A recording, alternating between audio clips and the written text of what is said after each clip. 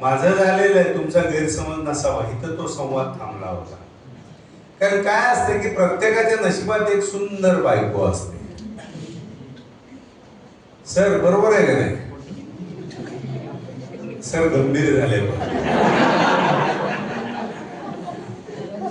नाही, आता आमच्या वयात आले की माणसं गंभीरच होतात बायकोचा विषय काढणे. तर प्रत्येकाच्या नशिबात एक सुंदर बायको असते आणि कळत नकळत हळूच ती डोक्यावरती जाऊन बसते. हे डोक्यावरती बसलेलं ओझं जाणवत असतं, पण त्या ओझ्यामध्ये मिठास असते, गोडवा असतो. आणि आम्ही शेवटी कुठेही कबूल करतो की मातृशक्ती ही सगळ्यात श्रेष्ठ शक्ती आहे.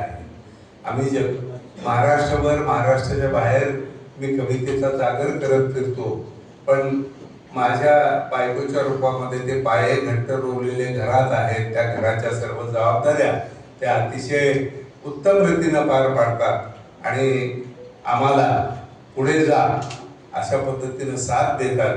त्यामुळं मातृशक्तीला मी खूप आदर करतो आणि वंदन करतो. कविता सुचते कशी? मी नेहमी म्हणतो की पाझर काळजाचा शब्द बाहेर घेऊन येतो टाकत पाऊल गोड कविता होऊन. कवितेच्या गोडी पुढे काय साखरी मिठास, रोज सकाळी ऐकावी एक कविता झकास. गोड कविता ऐकून दिस जाई खुशी खुशी, ओळ मधाच कविता वेडा कवी मधमाशी. जसा तळ हाती कोड तशी जपावी कविता, माझी लाडकी कविता माझं रामायण गीता. माझी लाडकी कविता माझं रामायण गीता.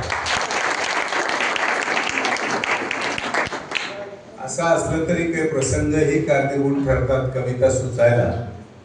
मी लातूरमध्ये नंदी स्टॉपच्या जवळ राहतो आणि क्रीडा संकुल आहे तिथं मी फिरायला.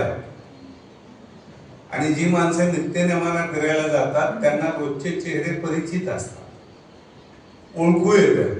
कोण आलाय, मुलगा आलाय, मुलगी आले, नवीन आलेत का, जुने आहेत का. एके दिवशी असं लक्षात आलं की या पोरांच्या वयाची 2 तरुण पोरं फिरायला आले. कवी हा डोळस असतो, तो शोध घेतो प्रत्येक बाबीचा. मी विचार केला हे कसे काय आले दोघाच. त्याचं उत्तर सापडलं, 2 पोरी आहेत. त्या पोरी पुढं, ते पोरं माग, त्याच्या माग मी कविता शोधला. त्यांचं ते कॉमेंट पासिंग चाललं होतं. पोरी संकोचायच्या, वेगानं जायच्या, मी ते पोरं त्याच्या मागं वेगानं जायचे, मी वेगात जायचो. तुम्ही ते गाणं ऐकलं का? रफ्ता रफ्ता ते कॉन ऐकलं गाणं? पोरं बोलतच नाहीत सर तुमचे. ऐकलं गाणं तुम्ही? हा. तर एक मुलगा सुरात आला, म्हणाला